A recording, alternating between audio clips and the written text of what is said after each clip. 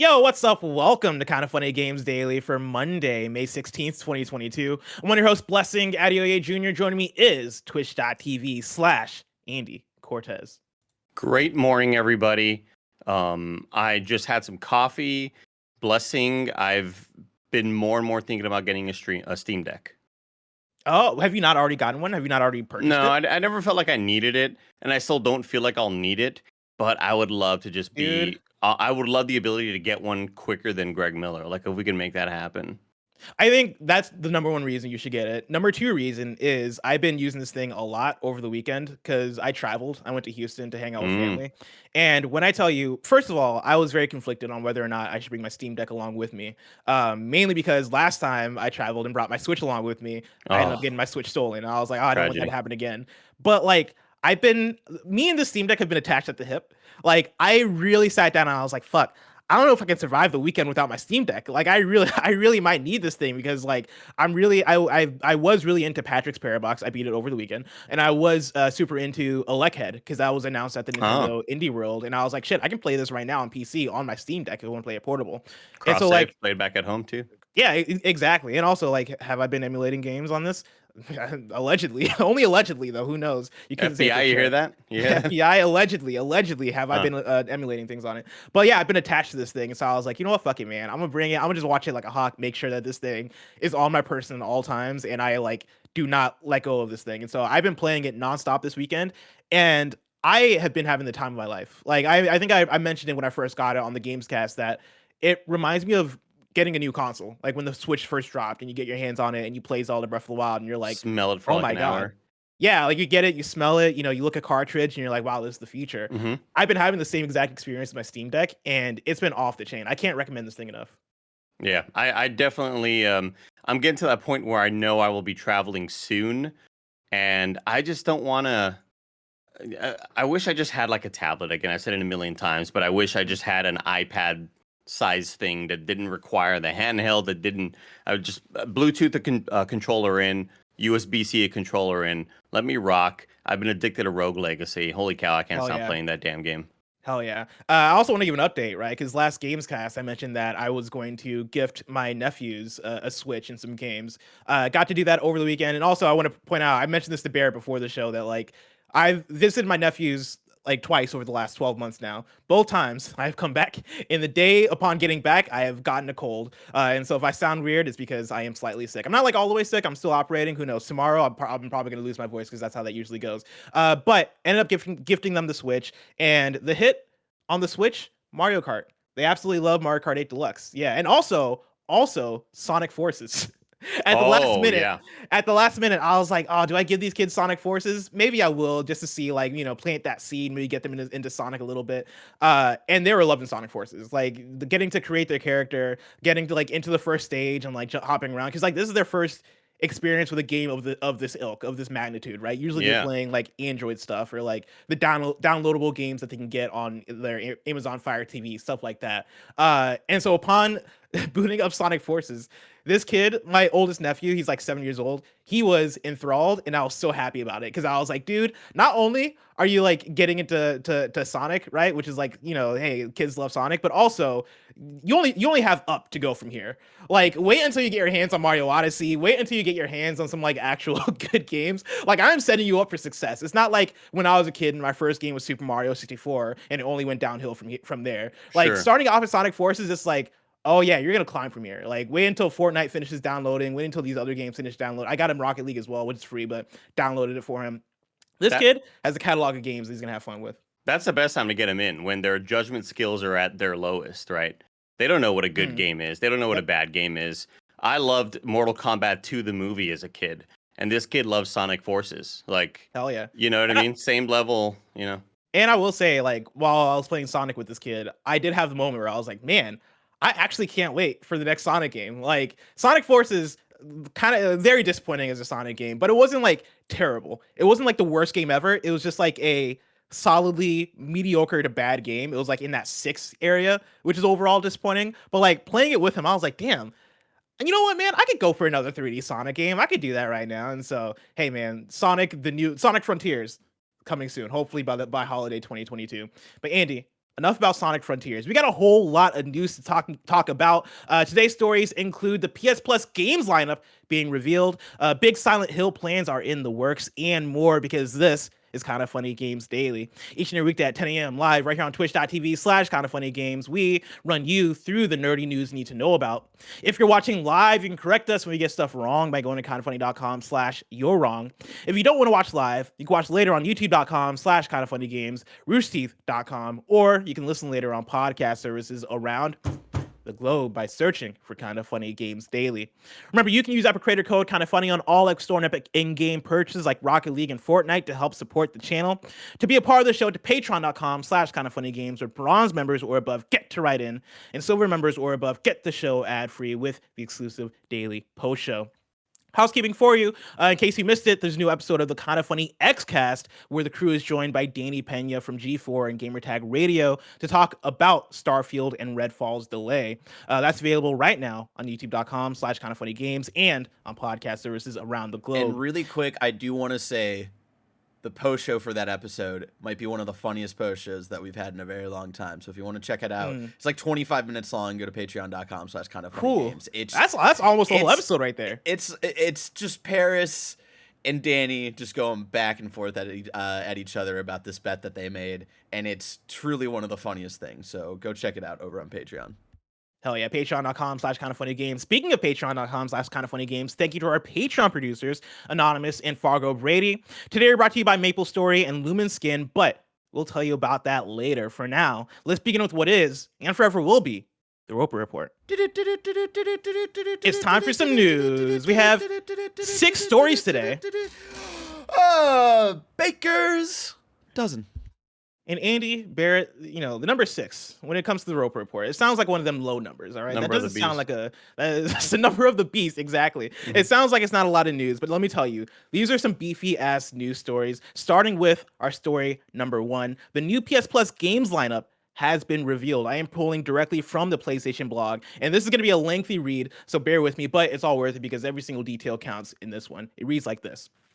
It's almost here. Our new PlayStation Plus service is launching soon, and we are pleased to share with you an early look at some of the games that will be included during the launch timeframe. As we announced in March, there will be 3 benefit plans to choose from, all with exciting games to play. Here's a look at the games to come. Please note titles may vary by local market, and some titles may not be available to stream until after launch, but they will be available to download and play. Let's start with the PS4 and PS5 games catalog. They separate it by PlayStation Studios and third parties. So, reading from PlayStation Studios games, the list goes like this. You're getting Alien Nation, Bloodborne, Concrete Genie, Days Gone, Dead Nation Apocalypse Edition, Death Stranding and Death Stranding Director's Cut, Demon's Souls, Destruction All-Stars, Everybody's Golf, Ghost of Tsushima Director's Cut, God of War, Gravity Rush 2, Gravity Rush Remastered, Horizon Zero Dawn, Infamous First Light, Infamous Second Son, Knack, Little Big Planet 3, Loco Roco Remastered, Loco Roco 2 Remastered, Marvel Spider-Man Miles Morales, Matterfall, Medieval, Patapon Remastered, Patapon 2 Remastered, Resogun, Returnal, Shadow of Colossus, Tearaway Unfolded, The Last Guardian, The Last of Us Remastered, The Last of Us Left Behind, Until Dawn, Uncharted The Nathan Drake Collection, Uncharted 4 A Thief's End, Uncharted The Lost Legacy, and then Wipeout Omega Collection. That's first party. When it comes to third party, the list goes like this. Ashen, Assassin's Creed Valhalla, Batman Arkham Knight, Celeste, City Skylines, Control Ultimate Edition, Dead Cells, Far Cry 3 Remastered, Far Cry 4, Final Fantasy 15 Royal Edition, For Honor, Hollow Knight, Marvel's Guardians of the Galaxy, Mortal Kombat 11, Naruto Ultimate Ninja Storm 4, NBA 2K22, Outer Wilds, Red Dead Redemption 2, Resident Evil, Soul Calibur 6, South Park The Fractured But Whole, The Artful Escape, The Crew 2, and Tom Clancy's The Division. PlayStation Plus Premium/Deluxe members will have a selection of popular classic games to play, with some titles that will show improved frame rates and higher quality resolution compared to their original launch versions. For select original PlayStation and PSP classic games, members will also enjoy a new interface with menus that allow you to save your game at any time, or even rewind if you want a do-over. Also, players who have previously purchased the digital version of select games from the original PlayStation and PSP generation will not have to make a separate purchase or sign up to PS Plus to play these titles on PS4 or PS5. When these titles are released for PS4 and PS5, players can head to PlayStation Store and download a version of for the consoles at no extra cost if they already own the digital version of the title. Some of the titles will not be available for individual purchase. Additionally, some remastered classics from previous console generations will be added to the PlayStation Plus Premium/Deluxe plan. Below is an early look at a selection of games that will be available. And so, talking about the classic games catalog, this is what the list looks like for original PlayStation and PSP games. From PlayStation Studios, you're getting Ape Escape, Hot Shots Golf, IQ Intelligent Cube, Jumping Flash, Siphon Filter, and then Super Stardust Portable. And then from third-party partners, you're getting Mr. Driller, Tekken 2, Worms World Party, and then Worms Armageddon. I don't want to be Gabe Logan, you know. I don't want to be I Gabe want to Logan. be Worms.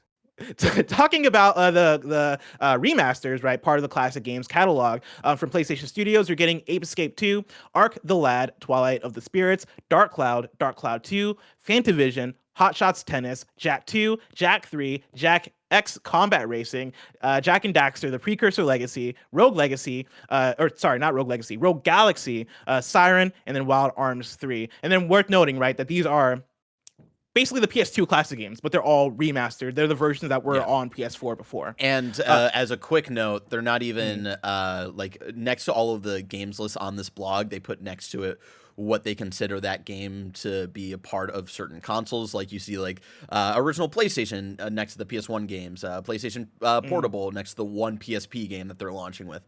All of these PS2 to PS4 classics they consider to be PS4 games because these are all games that were previously ported to the PlayStation 4 platform. So no new PS2 games are coming in apparently at launch. Exactly. Today I learned Jak X Combat Racing is a video game. Same here. Yeah, I read it. I was like, Jak X. When was the? Oh yeah, that was a big one. But yeah, worth noting too that coming off of what Barry just said, right, that these games are also on PlayStation Now. Like this is what the PS2 list for PlayStation Now looked like, and also included the Rockstar games that ended up getting taken off when Rockstar put out the GTA trilogy. And Bully wasn't even taken off. Bully not even on this list.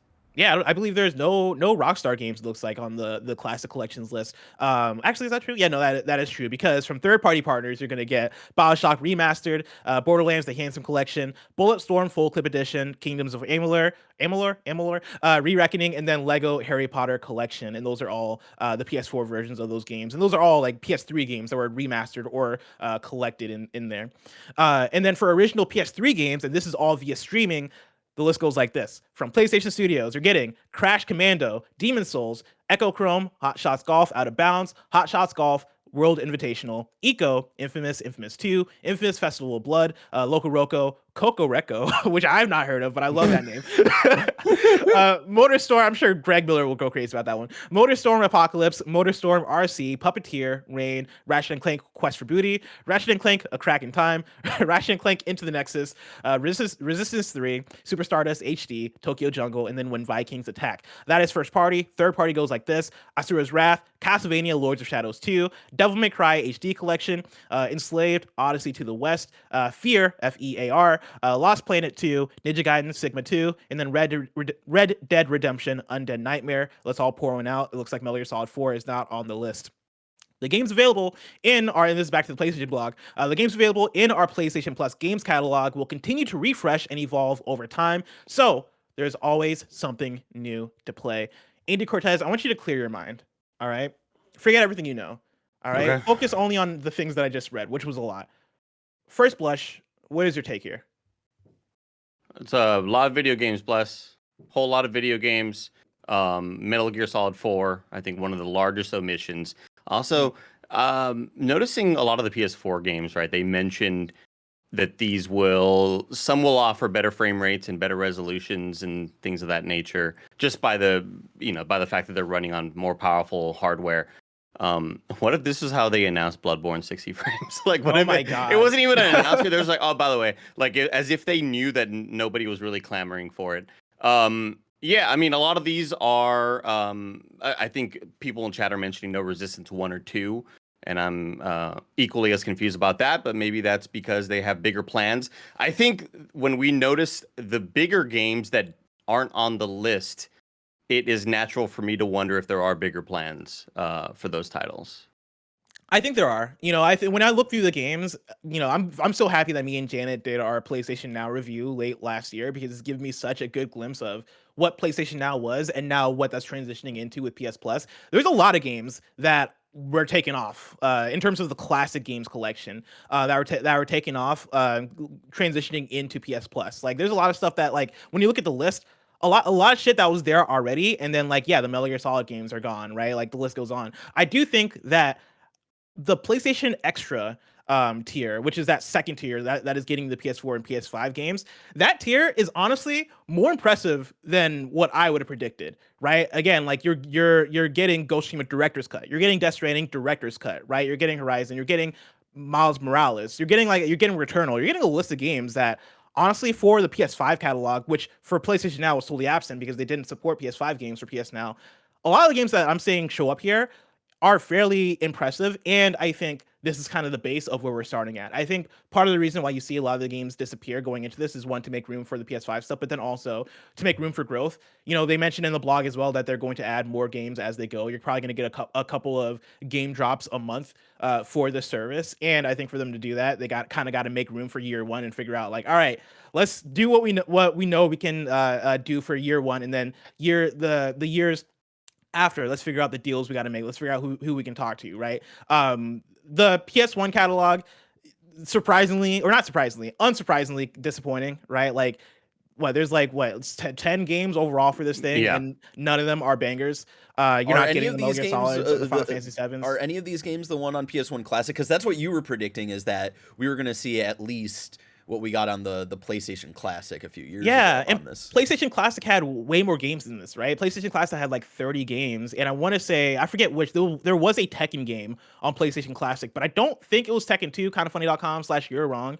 I honestly couldn't tell you if Intelligent Cube was on there because I would not have remembered that, or Jumping Flash. But like when we're talking about PlayStation Studios games, or we're talking about PlayStation 1 games just in general, and you have a selection of 10 of them, and they're being filled with games like Jumping Flash and Intelligent Cube, then that's not a great selection. Like we gotta have bangers only if you're gonna limit it down to those games. Also, I want to make it clear here because the chat's kind of like really wants to nail and wants us to make it clear that this is not the full launch list. But again, with this service launching this month, I think in other territories next month, and this is the list that they're leading with, I really don't see the launch lineup actually being much bigger than this. There might be a handful of games that they might be trying to figure out for launch.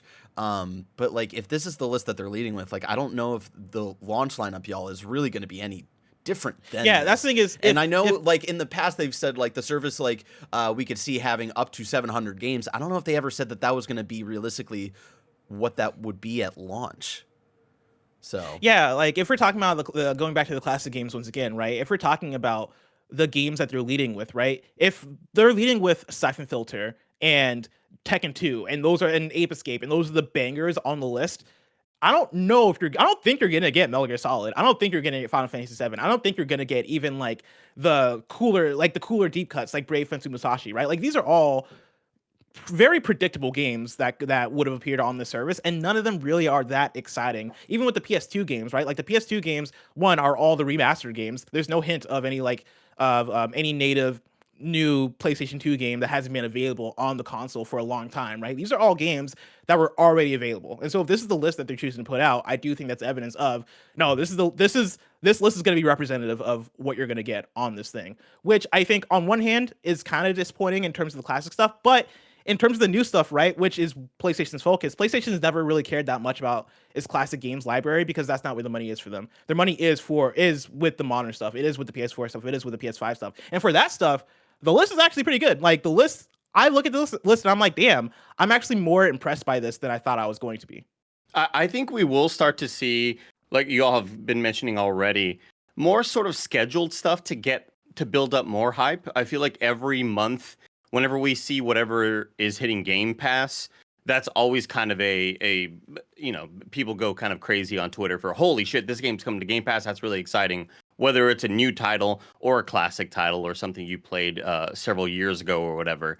But I do think that they kind of want to get that hype up, sort of like not every month, but maybe every quarter or something like that. Hey, those games that were missing that you were asking about, 3 of them are here now. Check out PS, whatever the hell this Yeah, service is called. PlayStation, I yeah, I Plus. think it's something to kind of gather more hype for the future, to kind of keep it in the the a current sort of talking point, because you don't want to just release this service and then just have it be done and nobody Yeah. talks about it again.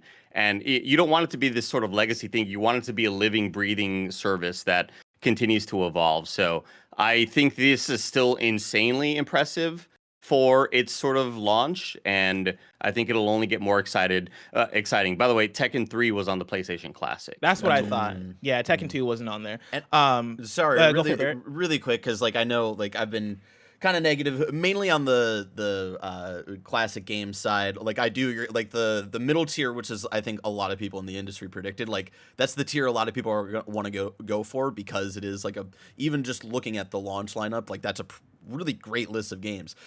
All of these games are games that I've played, but like not necessarily everybody else who has PlayStation Plus and stuff like that have necessarily played all these games. So this is like a really cool opportunity for that.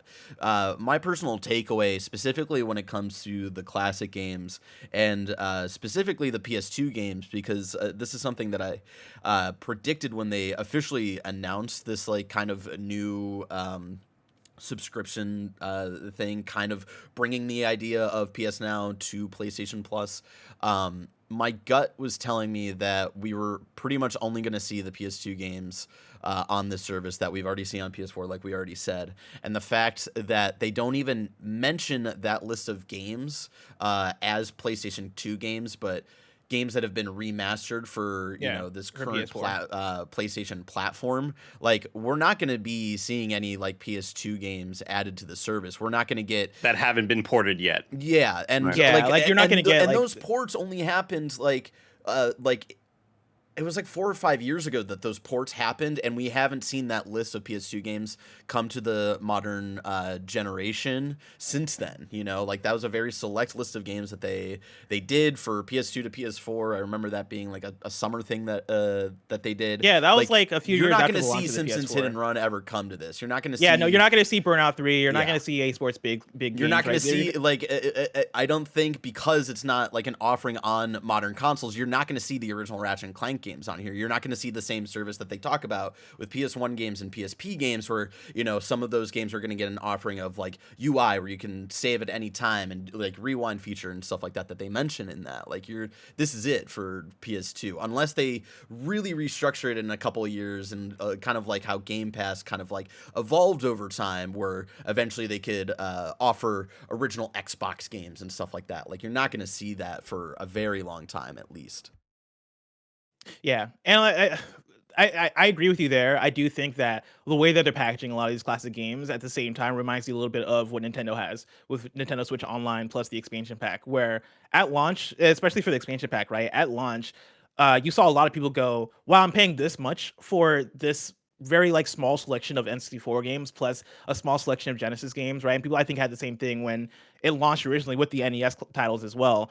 But then you saw it grow from there and end up gaining value from there, right? I can see a very similar thing happen here with some of the classic stuff, but especially the PS4 and PS5 stuff. I think that's gonna be the bread and butter of the service, and it goes back to they want to sell you on extra. I think PlayStation Plus Premium, the highest tier, is going to be for the hardest of the hardcore, the people that really want to get access to those games. PlayStation Plus Extra, I think, is where they're really trying to get most people into, and I think it's going to work, right? Like imagine being somebody who is either new to the PlayStation ecosystem or new to the PS5 specifically. If you're new to the PlayStation ecosystem, you're getting a lot of games here that are going to be really cool for you, right? If I even just read down the list, right? Demon Souls, everybody's Golf, Ghost of Tsushima, God of War, Santa Monica 2018, right? Like Gravity Rush, down Horizon. everybody's golf server soon. Jesus Christ. Yeah, which sucks, right? But then like imagine being somebody who hasn't gotten a PS5 yet, which is a lot of people. If you get a PS5, PlayStation Plus Extra is gonna be where it's at, right? Because as I mentioned before, you're getting Miles Morales, you're getting Demon Souls, right? Like you're getting the director's cut of both Ghost of Tsushima and Death Stranding. That list is only going to grow as we go, right? I wouldn't be surprised if by this time next year you have Horizon Forbidden West on there, you have other PlayStation first-party games, PS5 games on there, because I think that's what they're really trying to push for. I think that is the part of this that is supposed to be the quote-unquote Game Pass competitor. And like I know it's not one for one, right? I know people get wild when we compare the two, but I do think they're trying to usher people in there in a similar sort of way of like, no, this is the new PS Plus. This is what we want most people to subscribe to. And I think with that, like, again, it's a very strong foot forward. Could the classic stuff be better? Yes. But I think the takeaway here is how strong the extra tier is going to be and how much they're pushing that. And they also have data on what games are maybe being played at certain times or where the demand is. And I just kind of always go back to that. Like, yes, there may be a hardcore clamoring for older classic games, but how much is it outweighed by, playing a game that came out on PS4 that you may have missed that is now available now? Like, I feel like if there is demand, it's likely smaller than for playing, for example, Ghost of Tsushima, which is like, I love the fact that there are newer games on the list like that. I wasn't expecting newer titles of that recent of an era, so that's pretty neat. We're not done with PlayStation Plus news just yet. Let's hop into story number 2. Ubisoft Plus is coming to PlayStation. This comes directly from a Ubisoft press release. Ubisoft Plus will come to PlayStation in the future, bringing access to more than 100 titles, additional content packs, and rewards to the platform. The subscription service is currently available on PC, Stadia, and Amazon Luna, offering players day one releases, classic games, and premium editions, and ultimately will be available on PlayStation and Xbox. Ubisoft also revealed that beginning May 24th, it'll launch a new Ubisoft Plus subscription for PlayStation Plus called Ubisoft Plus Classics. Ubisoft Plus Classics on PlayStation is a curated selection of popular games, including top-selling Assassin's Creed Valhalla, The Division, and For Honor, as well as beloved classic games like Child of Light, Far Cry 3 Blood Dragon, Watch Dogs, Werewolves Within, and more. The Ubisoft Plus Classics catalog for PlayStation Plus will launch with 27 titles and will grow to 50 by the end of 2022. Check out the full list of day one games below. The list goes like this. You get Assassin's Creed Valhalla, For Honor, The Crew 2, Child of Light, Eagle Flight, which I forgot about Eagle Flight. Man, Far Cry 3 Blood Dragon, Far Cry 3 Remaster, Far Cry 4, Legendary Fishing, Risk Urban Assault, South Park The Fractured Whole, South Park The Stick of Truth, Space Junkies, Star Trek Bridge Crew, Starlink Battle for Atlas, Steep, The Crew, The Division, Trackmania Turbo, Transference, Trials Fusion, Trials of the Blood Dragon game, Trials Rising, Valiant Hearts The Great War, Watch Dogs, Werewolves Within, and then Zombie. I had to Google Eagle Flight. Yeah, right? Do you remember forgot about this. That was that early VR game. Quote, with Ubisoft Plus Classics, we're providing PlayStation players with another way to enjoy Ubisoft games on their consoles, said Chris Early, Ubisoft's Senior Vice President of Partnerships. He continues, quote, this is just the beginning, as we'll ultimately make Ubisoft Plus available to PlayStation owners as we continue to build our vision and provide players with more options to access their favorite games wherever they are, end quote. Ubisoft Plus Classics will launch bundled with the PlayStation Plus Extra or PlayStation Plus Premium subscription tiers on May 24th in Asia, June 2nd in Japan, June 13th in North and South America, and June 23rd in Europe. Andy, this is good news for you. I mean, not necessarily for me, but it's interesting that I think the first days that we sort of heard of Ubisoft Plus being a service, I thought it was going to be like, oh, wow, good for Stadia getting the exclusive on that. Yeah. And then Luna got it. I was like, oh, okay, it's on Luna now. And it just seems to be kind of be like Ubisoft is trying to get this shit all over the place. I mean, it's great to have an older catalog of games like this, especially so that the masses can play Starlink Battle for Atlas. 100%. I remember I played that game for like a week, and I thought it was a pretty fun game. Yeah, I mean, I'm not too shocked by this. I feel like Ubisoft is just trying to get this service wherever they can put it. We'll see it on, I'm sure, a web browser coming to you anytime soon. Yeah, I'm not surprised by this at all. I want to bring in a question from Manic Pixel, who writes into patreon.com/kindafunnygames, just like you can, and says, so Ubisoft are all in on both Game Pass and PS Plus. Are we seeing a new model being created for third-party studios? For a company like Ubisoft that likes its games as a service, putting all their games on subscription services essentially makes them free to play. They can then focus on whatever's road mapping comes next, knowing that Game Pass/PS Plus will do the job of putting the game in the player's hands. Is this a good move, or will it just lead to even more focus on monetization? I think it's fascinating. I think Ubisoft is a publisher/company that is trying to figure out a lot of things currently, and they have been for quite a few years. You had the year where they pushed they put out Ghost Recon Breakpoint. That very much failed to live up to their expectations, and then you saw them delay Immortals Phoenix Rising and a bunch of their games the following year because they were like, yeah, we got to get our shit together, right? And then recently you've seen them announce a lot of different kinds of games for Ubisoft. You've seen them talk about how they want to lean more into free-to-play stuff. You've also seen them announce like X Defiant and like you saw Hyperscape come and go. You've seen them announce Division, Heartland, and like quite a few free-to-play projects. It seems like they're in a place of like experimentation and trying to figure out what their next move is. I think a lot about a conversation that we had on Gamescast, where it was me, you, Greg, and Tim, and it was after the after the Xbox acquisition of Activision, and Greg was making the point of how third parties, at least the traditional big AAA third parties, are struggling right now, and this might be the way for the industry to get to a healthier place for a lot of these big companies to get acquired by a PlayStation or Xbox or bigger organization to get their shit together. And Ubisoft, I think, is struggling with that. With one, how expensive it is to make video games. Two, how hard it can be to keep people in. Three, how tough it is to make an ongoing games as a service. But like how these seem to be the wave. How these seem to be the way to stay financially viable, right? Like as Ubisoft, you want to stay afloat as a company. You want to stay like I'm gonna make up a phrase, financially vibrant as a company, right? You want to make a lot of money, and a lot of these ongoing games are where it's at for big AAA, and I think they're just struggling with it. And I think Ubisoft Plus being a part of PlayStation Plus, being a part of Game Pass, being a part of Luna, Stadia, et cetera, I think is a way to test the waters to see, hey, can we put out these premium titles while also monetizing them in an ongoing way as well? Like when I started playing Riders Republic, like a week into it, I was loving the game, but I was shocked by how bad some of the monetization stuff in that game was. And I think it's just evident of, yeah, Ubisoft just needs they're really trying to figure out how to get more money on top of like the initial purchase and on top of the just ongoing stuff as well. And I think that's just the struggle for them. So I do think that this is them testing the waters and seeing like what's going to work for them, what's not. And I think it's a good move because PS Plus, or Game Pass at the very least, is very successful, and PS Plus I think has the potential to be very successful as well.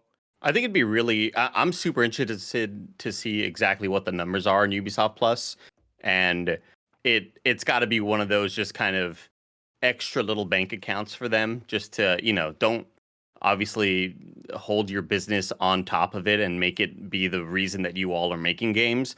But I would love to see what the active user count is for Ubisoft Plus across all platforms. There's got to be at least 2 on Stadia, right? And like, how many are using it on Luna, and how many are using it on whatever platforms that they're on right now? Because I know they're coming to Xbox soon as well.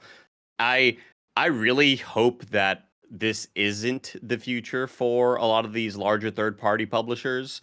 I know that, obviously EA Play has an option that you can tack on to Xbox Game Pass, and it'd be sort of this added library. We're starting to sort of see more and more of these services become available, and if it does become sort of a regular thing, what's the next larger third party to do this? Like, do we see this happen with 2K, or do we see this happen with I don't know, I'm blanking right now, but it's hard because you see they're like the third party publishers you would usually pull from have like changed like Activision would be the other one to pull from, but they've been bought by Xbox, right? Like Square Enix, but they seem like they're in the process of possibly getting bought by somebody, right? Like, I think we're kind of drilling down to the last few of that like ilk, and it seems like all of them might be veering toward this direction. Yeah. Yeah, I don't know. It's very, very... Yeah, Embracer Group in Decepticon, exactly, in chat. Embracer seems like a group that definitely wants to get in and could, in some ways, monetize this, especially with them trying to not only get a large library of games and IPs, but what are they doing with the future of those IPs, and how are they bringing some of those things back and say, hey, by the way, we now own Legacy of Kain. Shout out to More Hussein. And when we come out with that new game, you can play it and buy it for $70, or it'll be on our, Embracer Max deal, whatever the fuck they Embracer want to call Max. it. Yeah, I kind of like it, you honestly. kind of like, yeah, You I kind of know. sold me on it. Fuck, I man. know. I could Hit get me the new up. SpongeBob game on Embracer Hit Max. me up, y'all. Yo, max it up. Let's max it up. Andy, we got some breaking news for you. This is tweeted out by @FallGuysGame on Twitter. It is happening. Soon, you'll be able to play Fall Guys for free on all platforms. See you on PlayStation, Nintendo Switch, Xbox, and Epic Game Store on June 21st. This is a fun one. I think like this is one that I think was kind of inevitable. Just earlier today, actually, Matt Piscatella tweeted out talking about like why this happened. Right, he said, according to the MPD Group's player pulse, nearly half of Fall Guys Ultimate Knockouts player base is between the ages of 13 and 24. And the three games Fall Guys players most often play when not playing Fall Guys are Minecraft, Among Us, and GTA 5. And I think for that kind of player base, Fall Guys going free to play, I think makes a lot of sense, right? Get it into more players' hands, focus more on a battle pass system, do that stuff, and make that money there. Andy, thoughts?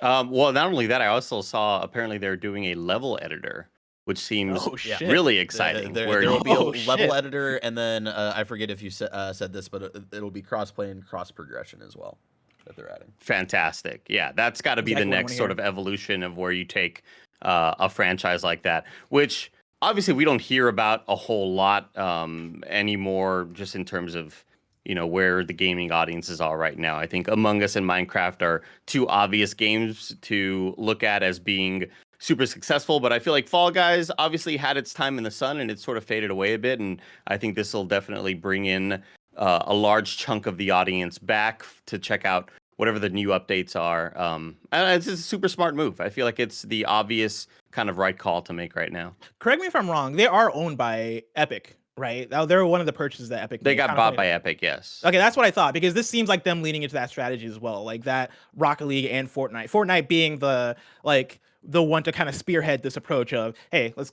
go free to play, get into people's hands, and then focus in on one battle pass, and then also like skins, partnerships, all that stuff. And you've seen it, obviously it happens with Fortnite, because Fortnite is like the king of the crazy ass skins, getting Spider-Man in there, getting Doctor Strange in there, getting Kratos, all the above. But then you see it happen in Rocket League too, right? Rocket League has the cosmetics. Fall Guys Fall Guys has that stuff as well, and like when they launched, they leaned right into that, right? I remember the tweets of like just random brands tweeting at Fall Guys being like, yo, let's get a Walmart skin in there, let's get a fucking Sonic skin in there, and a lot of that stuff happened. I think with the way Epic operates, Fall Guys is like primed for that treatment, right? Go free to play again, get it in way more players' hands, and get the conversation going again, because it's not that Fall Guys ever went away per se, but I think that the conversation around it just hasn't been as big because it isn't a Fortnite, right? Like I don't even think it's a Rocket League, but I do think it can get to that level with moves like this. And so, hell yeah, I'm very excited for crossplay, especially because that means I can play it, bear it on this big, beautiful. Oh wow. Steam Deck. Well, here's the thing. Here's the thing, Bless. What's up? I think they're moving away from Steam. And I think hold on, let's see. That's not gonna stop me. I'm gonna play. Yeah. I'll play it on the Epic. And chat, let me know if I'm wrong. I think maybe if you already have it on Steam, you're fine. But from here on out, you have to get it on Epic. Oh, but someone in the chat says Epic Games works on the Steam Deck. So there you go. That's what I thought. Yeah, I haven't figured that out yet, but I do think I can play my Epic games, which I gotta do because I have quite a few games. This level creator thing is, I think, probably going to be really massive for them. Whenever I go home and I hang with my nieces and nephew, they are always playing either custom games on Fortnite in just weird levels, and it's always weird little kind of obstacle course type games, or they're doing custom games on Roblox in weird maps created by users out there. So I think all of that is awesome news, and I think especially the level creator is going to be really massive for that player base. Andy, it's already been a very eventful episode of Kinda Funny Games Daily, and would you know that we still have a lot more big news to get to. But before we get there, I want to let people out there know that you can go to patreon.com/kindafunnygames, where you can get the show ad free. And speaking of ads, let us tell you about our sponsors. This episode is brought to you by Lumen. If your skincare routine is basically you washing your face in the shower with that one shower gel that you've been using since high school, then it's time to level up the skincare game. Thanks to Lumen, you can drop that bottle of 3-in-1 and start using products that actually take care of your face. With Lumen, you get the highest quality products. All their products aim to help with those stubborn acne scars, under eye dark circles, wrinkles, sun damage, dry skin, oily skin. Gia has been using the charcoal face wash and charcoal face scrub, and she feels so fresh, so clean afterward. She has dry skin, so especially during the winter, it's nice to have that hydration and exfoliation. Also, she's a big fan of the really subtle citrus smell. All you have to do is take a 2-minute quiz on their website, and they'll tell you exactly which routine is best for you based on your skincare needs. Level up your skincare game with Lumen Skin today. You can go to lumenskin.com/kindafunny to get your free trial of Lumen's products. That's luminskin.com/kindafunny to get your free trial of Lumen's products. lumenskin.com/kindafunny. Shout out to MapleStory for sponsoring this episode. Are you tired of being judged based on the way you look? MapleStory is too. Because while it may look cute and cuddly, this is a deeply hardcore MMORPG. MapleStory is full of vast, colorful lands and a ferocious array of towering monsters, and don't get us started about damage. MapleStory will have you dealing billions with each swing of your Fafnir battle cleaver as you battle boss after epic boss, and you can customize your Mapler your way. MapleStory has 40 plus jobs and thousands of weapons, outfits, hats, armor sets, and mounts for you to take on your journey, from the Lionheart battle bracers to vicious lollipop wands. And you know I love a lollipop wand. There's a ton to see and do in this picturesque world, and with 18 years of content to sink your Genesis weapon into, there will always be a new adventure around the corner. MapleStory is ready to go. Are you? You can go to maplestory.com to check out the game and play for free. That's free, guys. Come on. maplestory.com. Now it's time, Andy, for story number 3. Konami has some big plans for Silent Hill. This comes from Andy Robinson at Video Games Chronicle. Multiple Silent Hill projects are currently in development at studios around the world, sources have told Video Games Chronicle, and could include a remake, a full sequel, and story-focused episodic series. Last week, a collection of leaked concept images appeared to confirm that a new Silent Hill is or was in development. This followed a VGC story from last February in which we reported that Konami was planning to revive the long-dormant horror game series. Now, details are emerging on what some of those projects could look like, as first mentioned by influencer Nate the Hate and journalist Jeff Grubb. One of the in development titles could be a remake of fan favorite 2001 installment Silent Hill 2. This matches with what VGC has heard from our own sources. It's claimed that the remake will feature reworked AI, animations, puzzles, and several new endings, and potentially release as a timed exclusive on PlayStation consoles. The Medium studio has been linked to the Silent Hill franchise constantly over the past 18 months. Last year, the Polish developer announced a, quote, strategic cooperation agreement with Konami, months after Bloober's CEO claimed it was working on an existing horror IP from a, quote, very famous gaming publisher, end quote. Silent Hill's composer Akira Yamaoka even worked on Bloober's 2021 title, The Medium, and teased his next game project by stating that it was, quote, the one you've been hoping to hear about, end quote. That's basically a confirmation. At that point, it's like, okay, these aren't rumors anymore. But as VGC and insiders have reported previously, we understand Konami has been actively talking to several developers about reviving the Silent Hill IP across multiple games. One of those projects is intended to be a smaller episodic series of short stories, we were told. Sources have previously indicated that Until Dawn Studio, Supermassive, had once been involved in talks for such a project, which eventually evolved into its Dark Pictures games. One new name two people independently gave VGC was Annapurna Interactive, the acclaimed publisher behind games such as Sayonara Wild Hearts, Outer Wilds, and Telling Lies, which they said could be involved in the story's project. However, they said many studios had been involved in pitches for Silent Hill, and it's possible Annapurna was simply one of those discussions rather than a project that was eventually greenlit. Finally, VGC had been told that Konami is planning to release a new mainline entry in the Silent Hill series. It's not clear who is leading the project, but VGC reported last year that a Japanese studio was working on a Silent Hill project.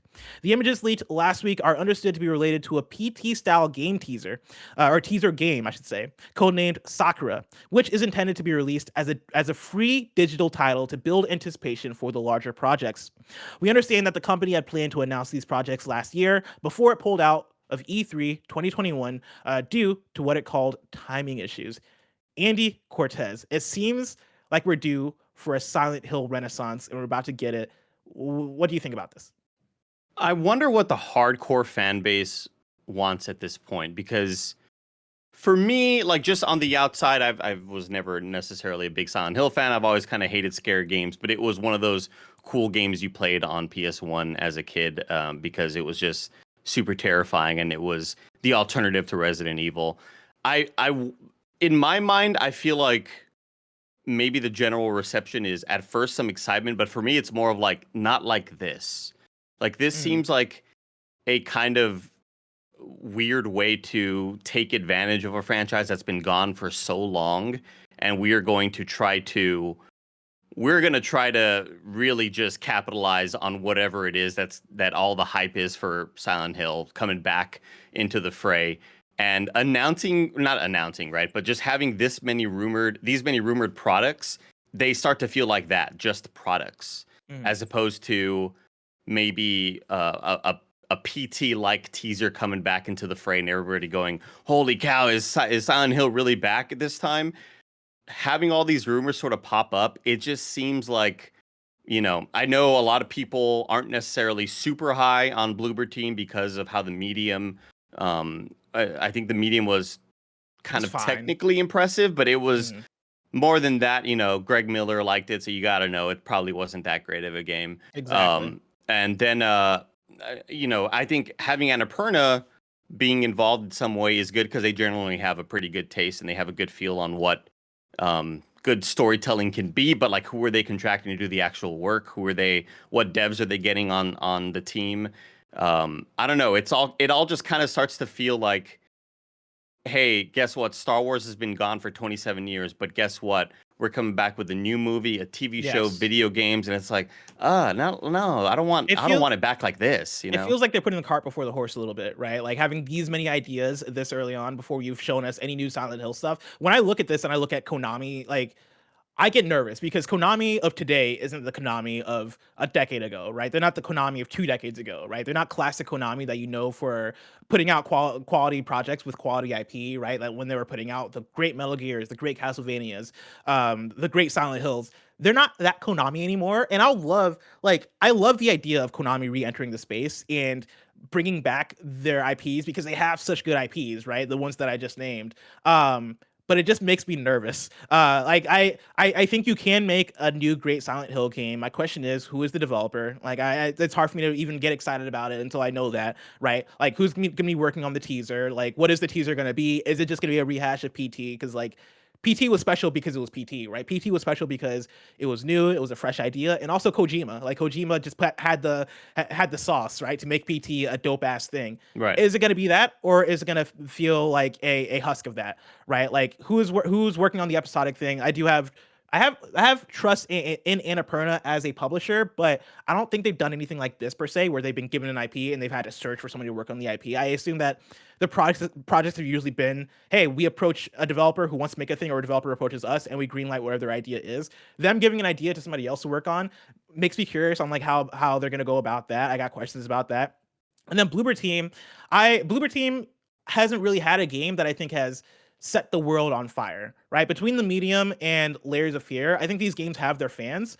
And like I know quite a few people who loved Layers of Fear, right? I know a few people that really liked the medium as well. But I don't know if a big new Silent Hill game from the Bloober Team is enough to get me hyped, right? Or even get Silent Hill fans hyped. I think the idea of Silent Hill 2 remake could work out for them because at that point, like, you're not necessarily putting in a lot of the original creative work, right? Like you're taking something that exists, something that people like, and then maybe adding in remaster stuff or adding in new puzzles or adding in some story elements here and there to make it flashy and make it work in 2022 or 2023, whenever this comes out. I do think that could be promising. I think that is a easier task to live up to, because like you're making something that people are already excited about, something that people already have this nostalgia for, and it doesn't have to be a Resident Evil 2 remake. It could just be a, hey, let's just redo the assets and find ways to modernize this. I do think that could be good, but it's tough to look at all of this and get super excited about it. I do like though that they are doing something with the IP, but I'm gonna for me, I'm at a place where I'm like, I want to tiptoe on this one. I'm gonna like see project by project what works out, what doesn't work out. Then like if the next thing, if the teaser is dope, then I'm gonna get excited, right? If the teaser isn't dope, then I think that's gonna level where I'm at. It's just such a scary and sad place for them to be, because like you have the big issues to fill, and you have Yeah. you are trying to replace the game that I feel like the industry has been clamoring for the last 7 years or whatever. And that's got to be the most daunting of tasks, to have to sort of replicate that hype and try to make a game that is going to rival what PT gave to users. I think Yeah. if anything, Silent Hill at this point could just be a horror game, and I feel like the only touchstones you have are this game's got fog and it's got Pyramid Head. And what else really kind of makes Silent Hill, right? Is it that nostalgia, the fact that you just played it on PS2? Silent Hill 2 is, again, one of the more beloved horror games, but I feel like trying to bring this franchise back in a meaningful way really just I think I echo the same sentiments you feel, Bless, when it comes to just like, this just feels like Konami trying to make the most out of a situation that maybe there isn't a whole lot of passion behind. It just, I don't know, it just feels just doesn't feel great to me right now. Andy, on a similar note, I want to talk about story number 4, because this is another story that involves multiple projects using the same IP. Story number 4, Remedy has provided updates on 5 projects in development. This is Tom Phillips at Eurogamer. Alan Wake and Control developer Remedy Entertainment has laid out its upcoming slate of projects, and there's a lot on the cards. Of course, there's the upcoming long-awaited Alan Wake 2. Last week, we glimpsed some new concept art, though we're told not to expect any big reveal this summer as originally planned. Still, word of a Nintendo Switch release of the original game and a TV series in development all sounded positive. Quote, Alan Wake 2 is in the full production stage, Remedy wrote in its latest financial results. Quote, a lot of work remains, but the game is starting to take a more complete form in many areas. As communicated earlier, Alan Wake 2 will be released in 2023, end quote. Next up is codenamed Vanguard, Remedy's free-to-play cooperative PvE shooter that's been in development for a while. Set to be co-published by Tencent, it's due to combine the studio's, quote, narrative expertise and action gameplay into an immersive multiplayer experience for PC and consoles. Vanguard has made, quote, good progress since the previous quarter, Remedy said. Codenamed Condor, a multiplayer spin-off from Control, quote, continues in proof of concept stage, Remedy said. This was previously said to be set in Control's oldest house, featuring Bureau team members. Codename Heron, a bigger Control game, is, quote, in the concept stage, and its prototyping continues. Like Codename Condor, Heron was announced back in June 2021 as part of a publishing agreement with 505 Games. This project is separate to Alan Wake 2, even if the story of both franchises are intertwined. And then finally, if that wasn't enough, Remedy recently announced its partnership with Rockstar to remake Max Payne 1 and 2. It sounds like early days here, though Remedy cheerfully notes, quote, the public reception to this announcement was overwhelmingly positive, end quote. Alan Wake 2 seems to be the next game of these projects due to be released in 2023, though Remedy notes it expects to have, quote, major game launches, plural, between 2023 and 2025. Whew! Andy, last episode of Gamescast, we talked a lot about Remedy, right? Because we were talking about some of our favorite developers. I think it was Lucy James who brought up Remedy being one of hers. We talked all about how dope as hell of a game that Control was. Do 5 of these new projects coming out of Remedy excite you? I think I'm at the point where it's like, which ones are going to get canceled? Which ones are the ones that maybe don't actually make it? And also, let me just say, Bless, I'm really glad we didn't wake up for this. We were almost going to wake up at 6 a.m. and react to this. And it's great that we just kind of got this news. And I just had Blessing read it to me, which is fantastic. I think this is, this seems kind of similar to the Silent Hill stuff happening, where like, first off, my question is, how many goddamn people are working at Remedy? That Yeah, they right. can- It's like, how big is the studio? Are you working on this Yeah. many games? Yeah, I think when you think about it, it's not necessarily the amount of employees that they have maybe working on these projects. For me, it's more of like, well, what directors are splitting time between any of these projects, and like, what does the leadership look like on these projects? When I think the only one that kind of excites me is maybe, aside from the the next gen, whatever the next Control is, the one that excites me is maybe the multiplayer game set in the oldest house. I think that sounds like a neat concept. But whatever this Vanguard game is, this multiplayer one partnered with Tencent, that's got a lot of Crossfire X vibes to me. Just kind of hearing them partner with Tencent, that seems like just go get that bag and work on the game you actually And really didn't care Remedy about. work on that one Yeah. shooter game that you guys talked about earlier in the year? Yeah, Crossfire X. Yeah. Oh, yeah. Okay, yeah. Oh, you thought I was maybe talking about X Defiant. Maybe. You said Crossfire X, and I for some reason in my head I registered it as a different game than Crossfire. I think it's because they had the two modes, right? Because it was multiplayer, and then Remedy worked on the single player. Yeah, I mean, this is just like a shitload of news, and I'm really kind of just bewildered by the amount of employees that they must have working on these projects. Yeah, as far as Max Payne 2 goes, Max Payne 1 and 2, we've talked about that before, but that seems like the perfect kind of marriage of bringing that game back and modernizing it in some way.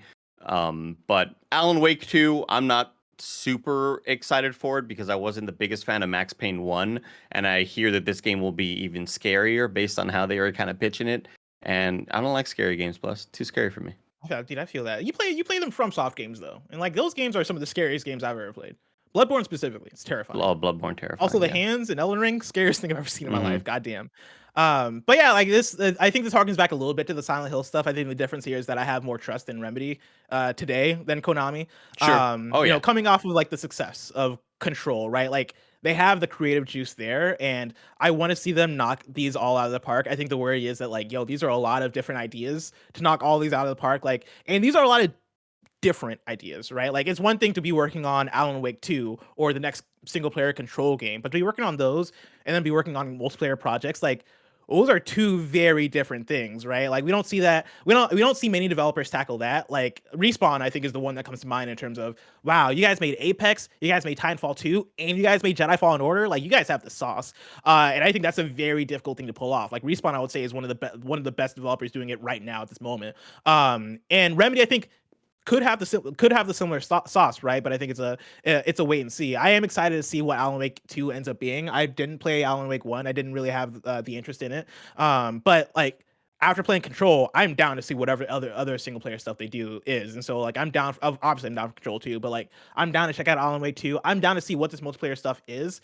I just hope it's good, and I think what they're doing here is setting up for what could be an incredible future. Because if they nail, well, let's say they've already nailed Control, right? I'm going to assume that they're going to nail Control 2. If they nail that, if they nail Alan Wake 2, if they nail the Max Payne remakes, and they nail these multiplayer projects, their future is set. Because that is 3 IP between Alan Wake, Control, and Max Payne that they could work with there. And I know Max Payne is still owned by Rockstar, but if they knock it out of the park, I'm sure they can go back to Rockstar and be like, let us make Max Payne 4. And Rockstar will probably let them, again, if they knock it out of the park. And like having that kind of variety as a studio, I think is huge, right? It brings me back to like how like Bethesda Game Studios has Skyrim and they have Fallout, 2 banger ass IP, and if Starfield knocks out the park, that's 3 banger ass IP, right? Rockstar has Red Dead, they have GTA that they go back and forth between, right? Like it is such a powerful place to be in, to be a developer with that many games and have that level of versatility, and then also have some of those games to be multiplayer and working on the ongoing side. Like, if they knock it out the park, the future is going to be very bright for them. Yeah, I think at this point it really just is that sort of wait and see thing where it's almost the same feelings we have for Insomniac, where they've killed every project that they've gotten, right? Like Spider-Man, Ratchet and Clank on PS5, and then we start to see Spider-Man 2 and then Wolverine, and you start to go, damn, how are they stretched too thin right now? Like how can they focus on this many projects of this scale, right? And I think that's where I'm at with Remedy right now, where it is like, we know you're capable of making great games. Are you capable of making many great games in a 5-year span at the same Yes. time? You know, We'll have to wait and see. Andy, story number 5. After the Roe v. Wade cat debacle that went on with Sony and Jim Ryan, Insomniac plans to donate to WRRAP. I'm pulling from Nathan Grayson at Washington Post. Last week, PlayStation President Jim Ryan sent employees an email asking them to, quote, respect differences of opinion around abortion rights in light of the leaked Supreme Court opinion surrounding Roe v. Wade, stressing that, quote, we owe it to each other and to PlayStation's millions of users to respect differences of opinion among everyone in our internal and external communities, end quote. And concluding the missive with several paragraphs about Ryan's cat's birthdays. Employees were not pleased with the lighthearted response, according to a Bloomberg report about the email. Following that gaffe, Insomniac, the Sony subsidiary behind Ratchet & Clank and Marvel Spider-Man, plans to donate $50,000 to the Women's Reproductive Rights Assistance Project, aka WRRAP, according to an internal email sent May 13th from Insomniac CEO Ted Price, viewed by the Washington Post. Sony will match the donation, along with donations from individual Insomniac employees if they make them via the company's PlayStation Cares program. In addition, Sony now plans to formulate an initiative to provide financial assistance to employees who might have to travel to different states to receive reproductive care. Insomniac will aid in formulating that policy. Now, to pause there, right? That sounds like good news, right? Everything I've read so far is like, okay, cool. All right, let's see where this goes. This is where the bad news starts to set in. Neither company plans to tweet about their donations, and Insomniac employees have been forbidden from explicitly mentioning Insomniac or Sony should they decide to retweet any announcements the WRRAP might make, according to the email. A portion of the email is structured as a Q&A addressing questions from employees. In it, Price explains his rationale for the social media silence. He begins by noting the studio sent a near 60-page document to PlayStation Studios head Herman Holst filled with messages from employees urging leadership. Ryan, in particular, to, quote, do better by employees who are directly affected, end quote. For the time being, however, Insomniac is not allowed to make a statement about reproductive rights or its donation, nor does Price think it would be a good idea for the studio to go over Sony's head and try. Quote, there would be material repercussions for us as a wholly owned studio, or let me say again, there will be material repercussions for us as a wholly owned subsidiary, Price wrote in a response to the question about what would happen if Insomniac tweeted about the donation. Quote, among other things, any progress that we might make in helping change Sony Interactive Entertainment's approach would be stopped dead in its tracks. We'd also probably be severely restricted from doing important public-facing work in the future, end quote. Which is outrageous, right? Like, good on Insomniac for stepping up and trying to do good. Fuck Sony for like not allowing their studio to speak up and like speak for what's right and actually express themselves and feel empowered to do good. I can't believe that is I can't believe this is happening. Like, honestly, it's upsetting. I for a second there, I thought you were gonna say that, hey, Sony's matching the donation that Insomniac's doing, but also Sony's also donating money to anti-abortion. Like, time, yeah. just both sides, we gotta respect both sides. Yeah. It's not a great situation, honestly, and I'm pretty shocked that they are telling their employees to not mention the company or mention Sony. That's pretty surprising, honestly. Yeah, it's surprising. It's so upsetting, right? Like last PS Love You XOXO last week, we talked about it, right? And Janet went on a great rant about it, and I highly recommend people check out that episode of PS Love You XOXO. But one thing that I brought up was the fact that Jim Ryan sent out that email talking about, hey, we should like respect everybody's views on this thing, right? And like went on to talk about his cats and all that stuff, right? He sent that email post Bungie speaking out about it, right? And Bungie donating money to that efforts, and Bungie really stepping up, and Bungie being a newly acquired PlayStation studio, right? Being able to speak up and go, hey, like, this is what we believe in, and we're going to fight for it. Jim Ryan sending out that email after that, I think, is so disrespectful. And so, like, it goes back on what a studio they owned said. And, like, I don't know, if I was Bungie, I'd be so insulted by that. I'd be so pissed off by that. But to then go, Insomniac as a studio, right? Which, again, good on them for going, hey, no, we want to step up. We want to do this. And we're going to send this email to Herman Holst talking about how we are not happy with this and how we're going to donate this money. Good on them for doing that. Good on them for taking advantage of the PlayStation Cares program so they can get that matched. So it's going to be $100,000. but it fucking sucks that PlayStation's like, Fun update for you guys. Rebecca Oh, no, what Rebecca is this? Valentine tweeted out an hour ago. I would be interested to know if PlayStation Cares also matches employee donations to anti-abortion charities. And they probably do. Shayna Moon, who I think chat was telling might have been former Insomniac, says it did when I Former worked there. Sony Santa Both Monica. pro and anti-abortion charities can have donations matched. So there you go. it's such a bummer. It's such a bummer. And, Both like, it sides fucking is in sucks. Sony. You love to fucking see it. Jesus fucking Christ, guys. It fucking sucks. It fucking blows. And like PlayStation should do better. Jim Ryan should do better. It's outrageous. Like it's honestly one of those ones where this broke as we're not as we're going live, but like a bit before we were going live. And as it was breaking, I was like, I'm speechless. I don't even know what to say about this. This is like one of the worst things I've seen come out of PlayStation in a very long time. But yeah, fucking sucks. Do better and donate to pro-choice organizations, right? Like, let's fight the good fight. Yeah, and people saying like, oh yeah, it's just part of the the program. Like they want to be able to match wherever you want to donate. But when you're donating to an organization that's trying to take bodily autonomy away from marginalized people, you can go fuck yourself. Yeah. That's my personal takeaway there. Let's round out the report by lifting the spirits. With story number 6, Multiversus confirms new characters in an open beta release date. This is Andy Robinson at Video Games Chronicle. There's a cinematic trailer that they also released earlier today. Barry, you can play it as I read through. We don't have to watch it together. Warner Brothers Games has revealed new characters set to appear in its online fighting game Multiversus and confirmed plans for an open beta. The game's new cinematic trailer confirms Tasmanian Devil, aka Taz, the Iron Giant, and Velma from Scooby-Doo. Sorry. Velma from Scooby-Doo just killed me. Also announced on Monday, the Multiversus open beta will be taking place in July 2022. The open beta will follow this month's closed alpha, beginning on May 19th and running until May 27th. The closed alpha is an invite-only test that will allow players to experience various modes of the game, including 2v2 team-based game mode. Andy Cortez, Velma versus Tasmanian Devil. Who you got? Taz has got a big mouth. He's got a big old mouth. Like when we talk about characters that their mouth is like 80% of their body, I feel like anybody can fit in there, and I feel like Velma's going down. I just love seeing Bugs Bunny and Arya Stark just like flying Dynamic around duo. Yeah, this cinematic is really good. Like at a certain point, you see all the different characters team up with other characters from other universes, and they paired up Iron Giant with Superman, and I'm like, yo, that's an OP team right there. I don't know if I can fight. That's great. Iron I Giant love and it because Iron Giant looks up to Superman.